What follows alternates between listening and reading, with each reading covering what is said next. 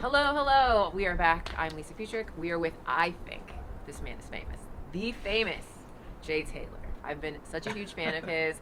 I made an impersonation of him one day in my kitchen. I had a bowl. If you remember when I was like putting the fabrics in the bowl and trying to change it, I learned that She from was this wearing man. a fake beard.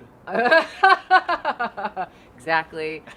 This is the man I was referring to when I made that. It's just you're so in alignment with all the good things, and I'm so excited to have you here today. Yeah, my pleasure. I'm excited to chat. Thank you. Thanks for coming. Yeah. I started a YouTube when my brother drowned. And it was explained to me that he was having a hard time with our mom dying, and he had become an alcoholic, and that's why he drowned, because he was drunk. And I want men to start feeling comfortable expressing their emotions and talking about this kind of content, and feeling safe to have emotions and vulnerabilities and feelings, and not feel the old, I guess, construct of like men aren't allowed to be sad.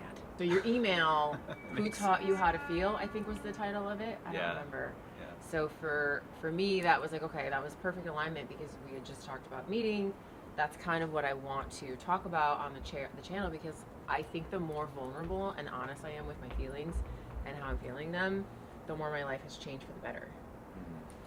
So I know that, you've been on this journey for a while. Well, it is interesting talking about sort of the constructs of masculinity. Yes. So like I grew up in the 80s. Same. 83. Yeah, 83. Okay. And Look so, at us. yeah, June. Oh, March. Oh, yeah. cut that out. But like when I was growing up, obviously there's the people in my family, my father, my uncles, that I saw as men and how they behaved. Yeah. Great role models for that. Yeah. Absolutely.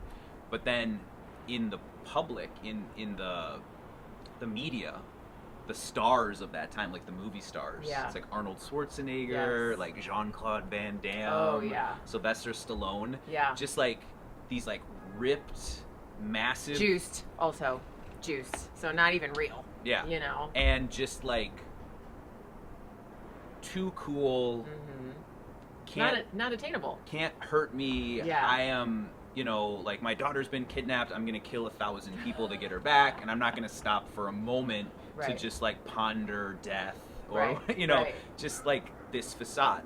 Yeah. And it's not a sustainable way to move through life. This idea that, I have this goal. Yeah. And I'm just going to put everything I possibly can into achieving this goal at all costs. And that I will be healthy in that process. Right. Of course, it's really important to set goals for ourselves. And, yes. I definitely, when I started my career doing this in 2018, leading sound meditations, I came up with a list of statements that on a day where I had everything I wanted, I'd be able to read and they would be true. I love. So, for example, 100% of my income is generated from things that I love to do. I love that. And you can do this with financial things, you can do this with relationships, but it is important to have goals, and it's important to envision what you want your life to be. Right. And maybe not copy an archetype that you see on TV, and listen to your soul. Exactly. And like the artistry that excites you and makes you happy, and you lose time doing it. Yes. It's about following excitement. Yeah. So things that excite me are the things that I continue to do. Love it. And things that feel draining to me, I don't continue. I talk about that so much. Like I Yes. cancel it. If I'm feeling drained after a friend, like we're meeting up, I can't give my energy to that person anymore. Sure. Until at least I'm stronger. Yes. Maybe I need to just take back some space for myself to recharge myself, to be prepared for that friend. But if continuously I'm leaving feeling like, ugh, I separate myself from that friendship. And that's okay to do. I think a lot of people get like, oh, it's the quantity. I need the friends from high school and from college, and that job that one day I had. Like, we're evolving as people, and I think we forget to kind of break free and grow. Because the only way you can grow to the higher is if you kind of let go of the weight that's holding you in the lower, I feel like. Yes. Maybe not the nicest way to say that. But Well, and there is value in establishing boundaries. yes. And attempting to work through those challenges too. Right. So I think on occasion, people can be too quick to cut people off. Or most, like on the other end, too forgiving. Right. Where it's just like, well, I've known this person for 25 Right. years, so it's like, it's okay that Right. this is their stuff. Yeah. And I'll just, I'll take it as I normally do. Right. So, but that includes parents. right. A lot of times people allow parents to kind of keep, even as their 20s, 30s, 40s, Yeah. poking at them, which, Yes. sometimes is the hardest to break free from. Yes. And, there's this educational training called Landmark. Yeah, I'm familiar. Yeah, and my parents took many of these courses, which Okay. explains a lot about how I learned how to communicate Right. and how to show up, Yes. for people and show up authentically. Yeah. But one of the things they talk about is that there is an event that happens, and then there is the meaning that we make of that Yes, event. I mean, this attached to it. is talked about in all kinds of spiritual Yeah. practices, but Yeah. they talk about it in Landmark. So imagine that you have a circle, and it's like, my father hit me. Right. Okay, I'm 7. My father hit me. Okay, and then there's the meaning that's made of that, which is this person hates me, or this person is a monster, or whatever. Or I'm worthless. Yeah. Or I deserved it, or something. Sure. Yeah. And so what happens over time is that the reality and the meaning become completely intertwined. Yes. So now you're 35, Yes. and all of your relationships are a struggle because you have these feelings of whatever Right. from what happened. Right. And what they do in the forum is they try to unpack that. Okay. And it's like, okay, so your father hit you. That's what happened. You made it mean that this person was a bad person you or a attached- monster. Okay, got right? it. What if they were doing the best that they could? Right. And I don't condone violence. No, but, no, But yeah. what if they were doing the best Back that in they our could? era, we would get spanked. We would get beat down. Yeah. If we were bad, that So- was allowed and acceptable. So. And there's a lot of damage that Yes. comes from that. But yeah, just imagine if we took on the idea that that person was actually trying their best, Yep. and that they learned how to parent from their parents. Exactly. Yep. And maybe that was something that was part of their childhood. So as opposed to a monster, it's someone that cares about you, that loves you, and is trying their best to help you navigate certain situations and Yeah. trying to reinforce certain kinds of behaviors and dissuade certain kind of behaviors. But I took that way of thinking on a long time ago when I was a teacher, because my students would do things and I'm like, how did that occur? Like, how did you think this was something that should happen? Like, why did you do this, right? Yeah. And I remember being in the principal's office with students, and here's the social worker and the psychologist and the parents, the mom's got like Kleenex, and the kid's sitting here, and the principal's just, so why did you do this? And the kid goes, I don't know. No, I think we all know. Why, Right. You know why you did it. Why did you do it? I don't really know. And this goes back and forth until the kid will say, I guess I was angry. Right. I was frustrated. And then they go, yeah, you were. And that's why you did it. Yeah. Like, I mean, have you ever said something to someone that you love, and the moment that you say it, you go, I cannot believe I just said that. That was so awful. Were you planning it? No. No? Were Usually, you, like, no. don't use that tone with me. Has anyone ever, like, been in the middle of a conversation and go, which tone should I choose? It's not like a filter on your phone where you go, the passive aggressive tone, right? Well said, we're yeah. just speaking, we're just Yeah. talking, and we have emotions, but Yeah. we are very reactive in nature, or at least most It's of for us. protection from way Sure, back. sure. So Sure. it makes sense why it exists. Yeah. The activity is a consequence of suppressing how we are feeling, to bring Right. it all the way back around. Yeah. So, like, imagine that you're kind of a bucket or something like that, and, someone cuts you off while you're driving, and, maybe it's, you're, listening to your music, you got Alanis Morissette on, and you're drinking love your Alanis. matcha or whatever, Yes, I and then, and you're like, oh, it's fine, right? But there is something deep down, and that bucket gets, like, a little filled. right? And then you check an email and you read it and you go, the tone of this email is completely unacceptable, and that fills the bucket a little bit more. And this goes on for a day, a week, a month. There's only so much that we can hold, assuming that we're not taking time to process. Yeah. So like most people, to kind of bring it all the way back with the goals, where it's just like, I just had to get through this week. I just have to get through this month. I just got to get to Maui and then everything will be fine. I just got to close this deal. I got to get this relationship. You know, it's kind of the if onlys. If only it was like this, or if only I can get this, then everything will be fine. So like when I was teaching, I always found it amazing that teachers tended to get sick like on their Christmas break.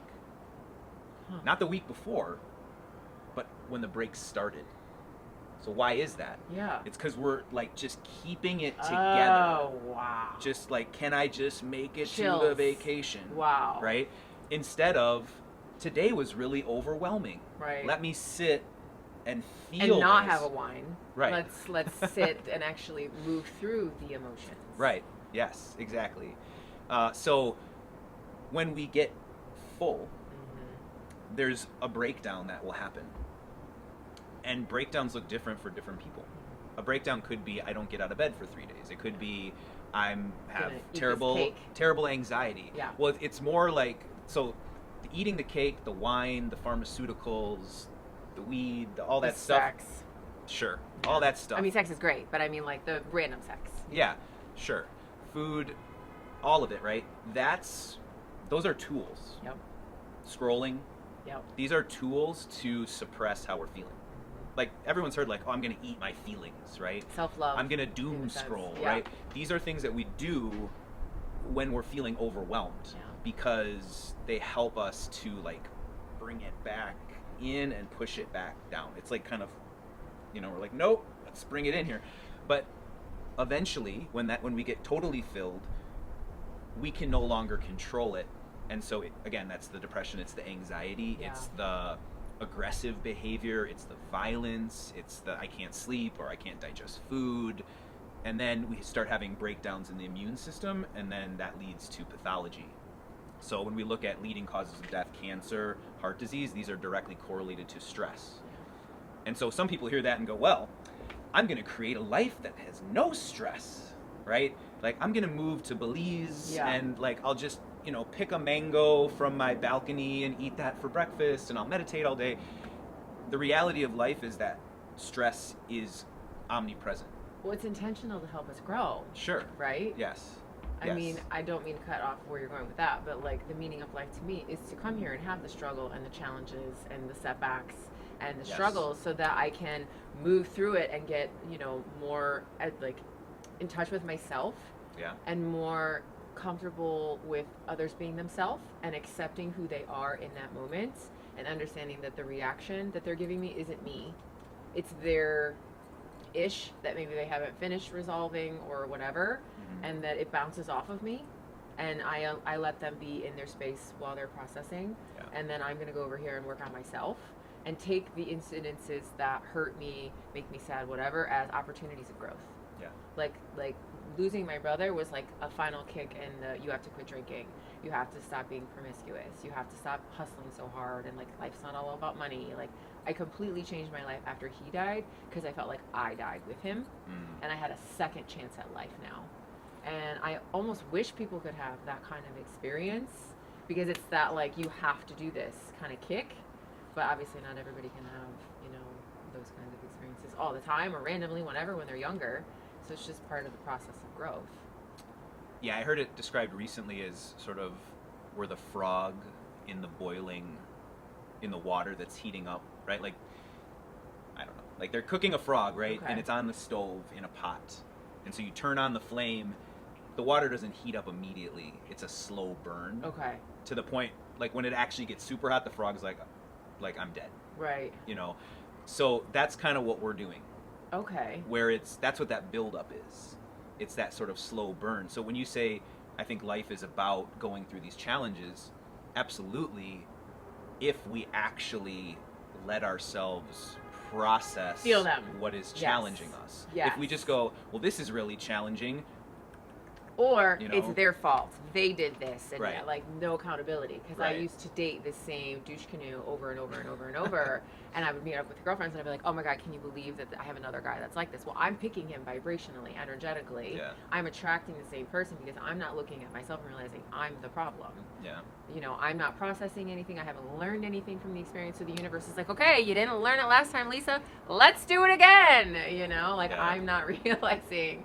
So this is why when someone cuts you off and you're like, "Rah," a lot of the times it's triggering things that you need to resolve. And the universe is like, here's that mirror again. Yeah. This is what you need to work on. Okay, Yeah. it's not, you're not finished. You got a little more. Yeah. You know. And I think some good evidence to kind of play with that idea. Sometimes something happens to us and it just completely rolls off our shoulder. Like the driving thing is a great example. Like I drive a lot because I'm doing events all over the place, and most of the time I'm like super cool and like kind of give people the benefit of the doubt, like, okay, you want to get in, sure, you know.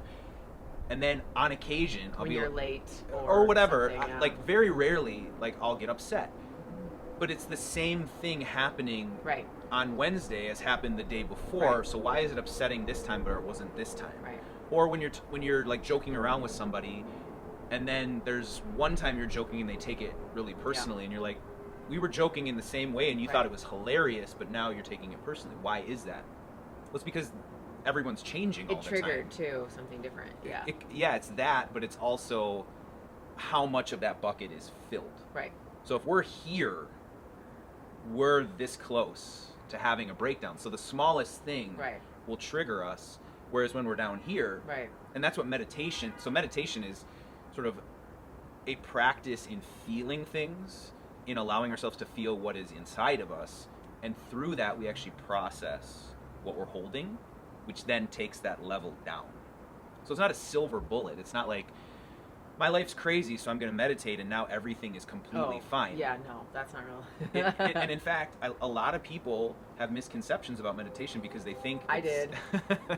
they think it is an escape, Yeah. right? So meditation is not a glass of wine. Right. You know, it's not a numbing agent. Right. It's a feeling agent. Well, It's about opening up. Exactly. And Which- a lot of people are like, I hear things when I'm trying to meditate. I can't meditate. I'm terrible. I'm like, that's the intention. Right. Is when you're meditating, what is coming up? What is screaming at you? What is like gnawing at you? Write it down so you can, that's what you need to work on, Right. I think.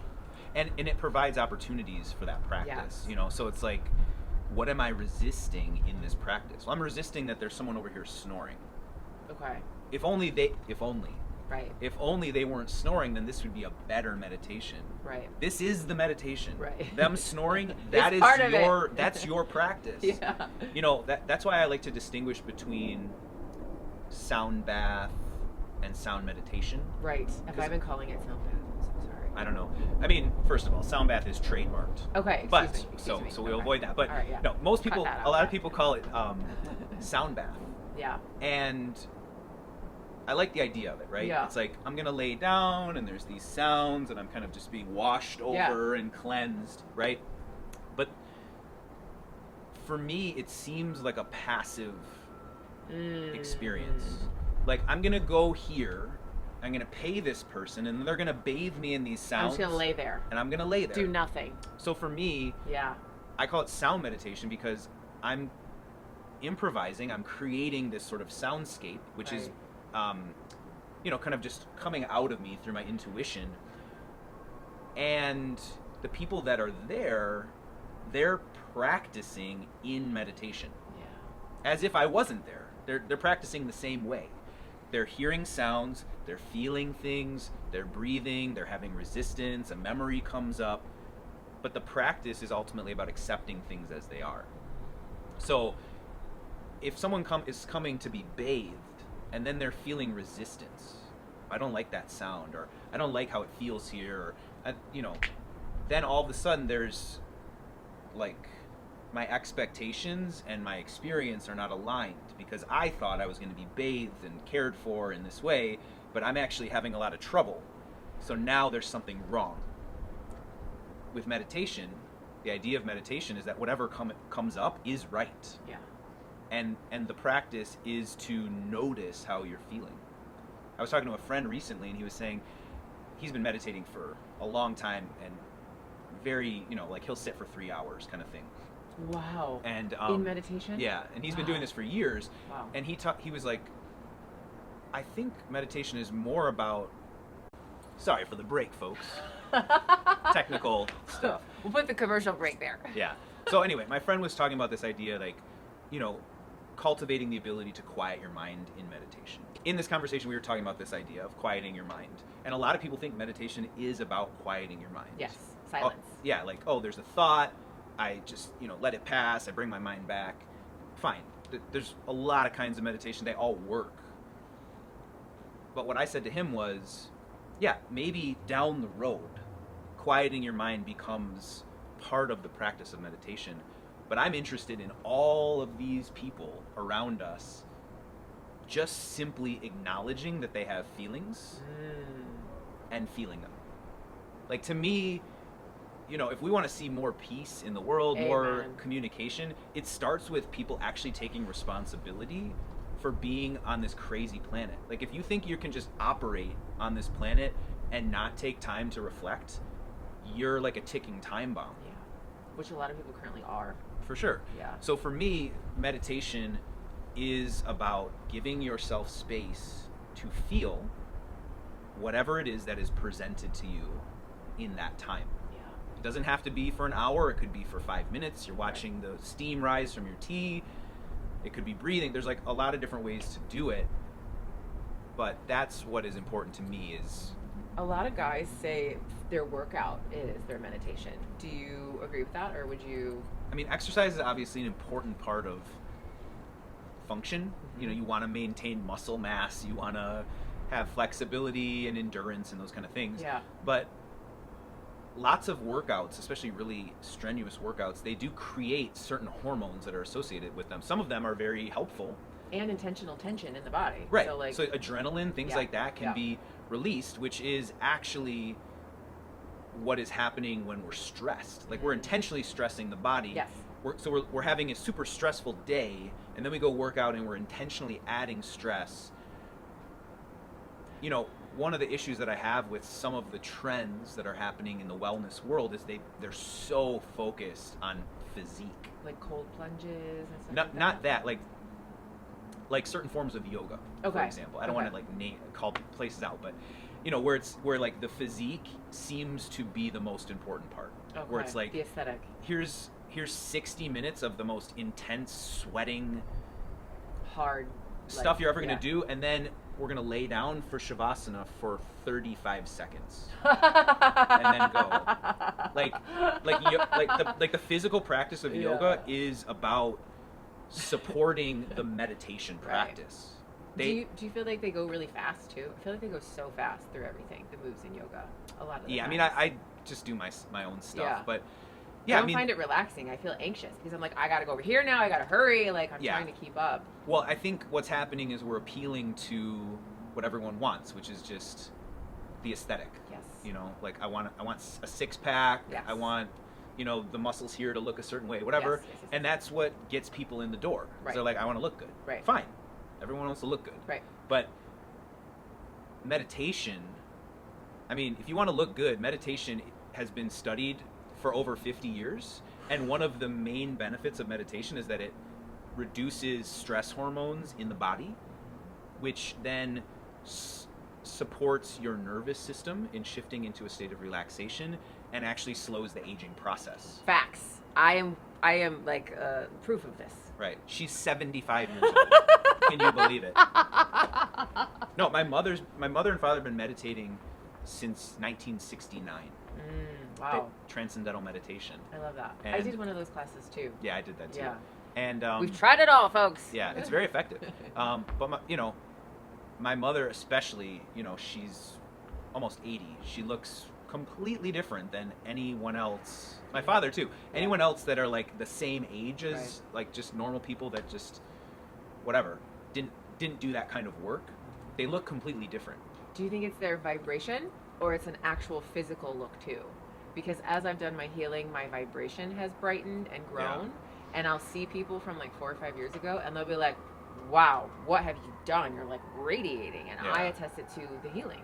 to like loving myself, to like having changed literally my vibration through the healing work and taking time and love and self-love for myself.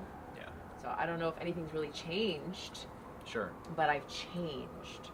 I think it's all of it, but Okay. there's definitely research that shows that the telomeres, or I don't know where telomeres, in the DNA maybe? Well, I'm terrible at biology. Sounds right. But yeah, so essentially there's a lot of reasons that we age.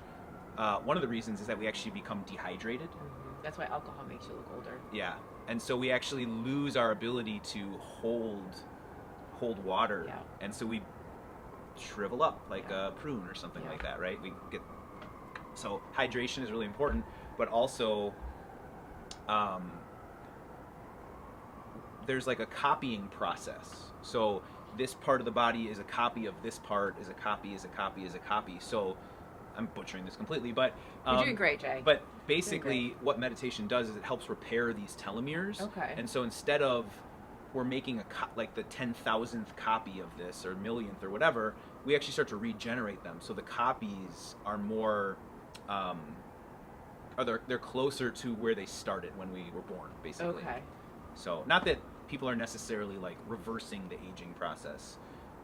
I'm a little out of my depth on this, but for sure, it slows the aging process. Agreed. Because stress is like the thing that does it, right? Right. For all the reasons that we were just talking about. Like when you're highly stressed, you're not going to sleep as well, Right. which is going to compromise all the other systems of the body, and that's going to take a toll. Right. So can I ask you to kind of speak to the male demographic? Because I go on and I do girl talk and like I know from Yeah. a woman's perspective, but could you do some like To all the bros. Yeah. Yeah, I mean, it's tough because we're still living in a world where a lot of the role models they're athletes, Or mean. or mean. Like mean people are usually in power. Oh yeah, that You too. know, like the CEOs, the CFOs, Sure. you have to be mean to people to get there, and I don't necessarily agree.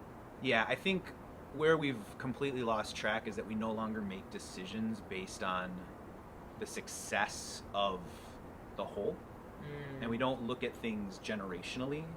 So in certain indigenous groups, they would make decisions about all kinds of things in relation to how that would impact 7 generations down the line. Right. So when we're all about, well, I just, if someone else doesn't make this deal, or if I don't make this deal, someone else is going to do it, so Right. I'll make the deal. Right. It's, where is the integrity? Where is like the standing up for, for Moral more than compass. just yourself? Yeah. Exactly. Yeah.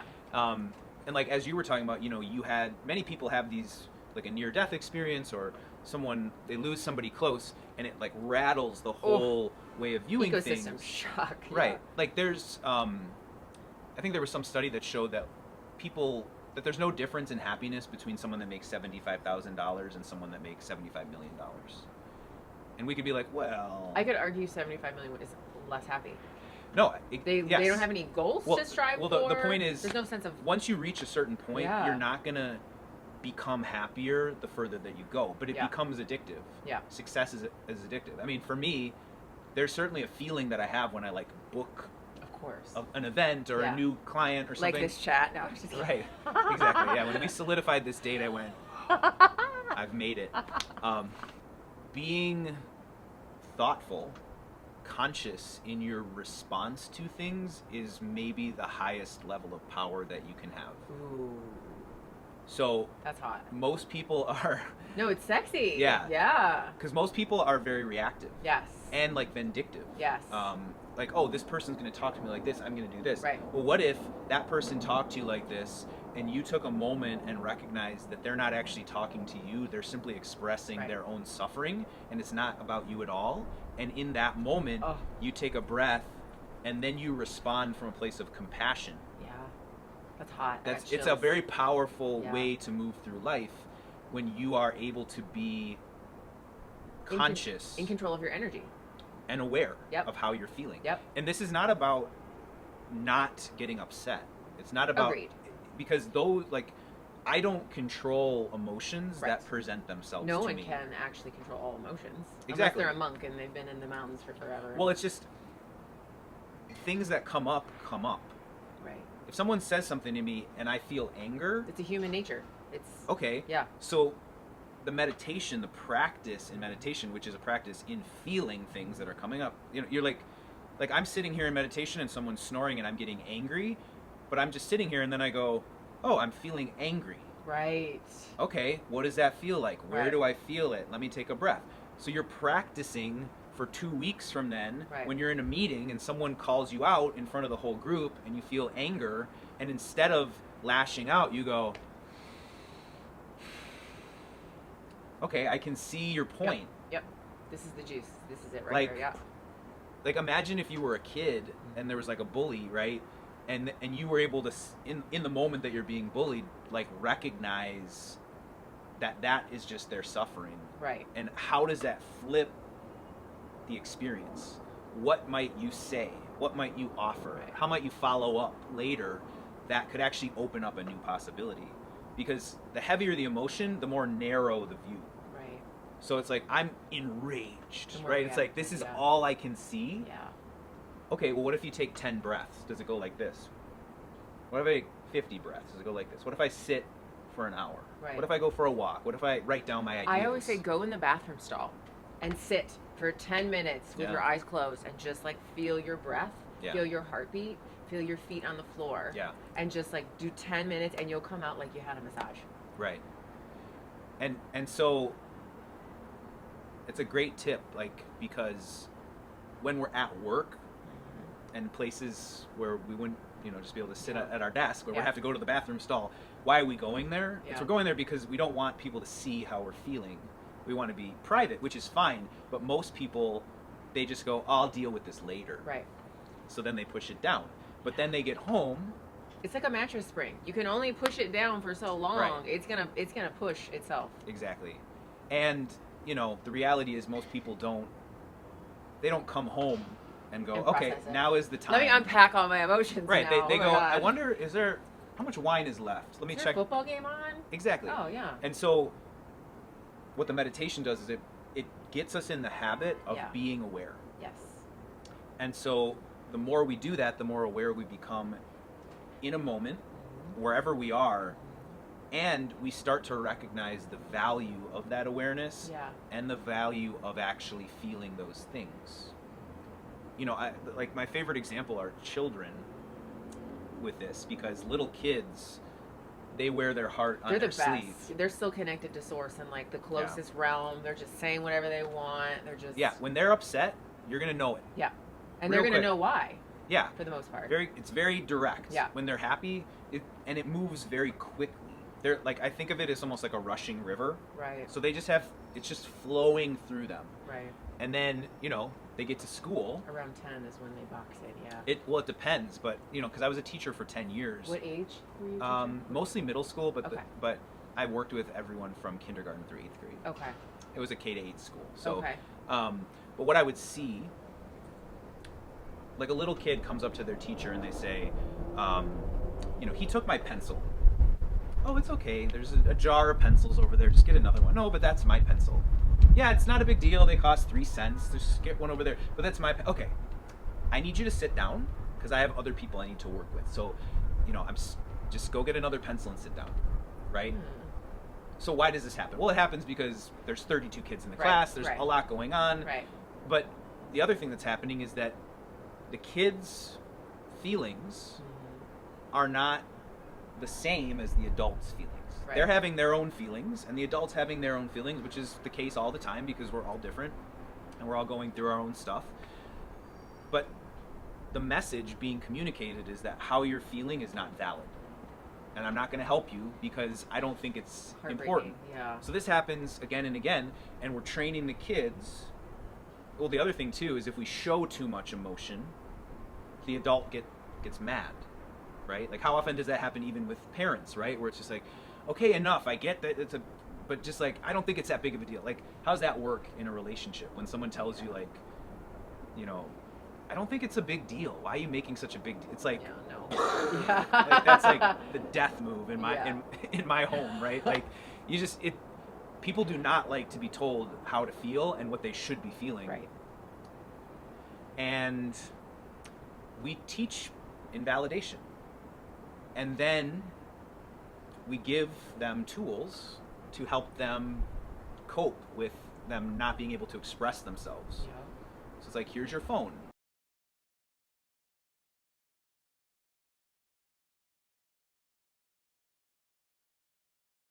And I'm going to link your website below. Do you have an email? Yeah, it's just currentvibrations at Okay. gmail.com. But you Okay. could also put the link to Ahimsa School of Soundhealing.com, Okay. which Okay, is cool. where they can learn more about the trainings and the instruments. Okay, cool. Yeah. Thank you. Of course. Thanks so much, guys, and have a beautiful and blessed day.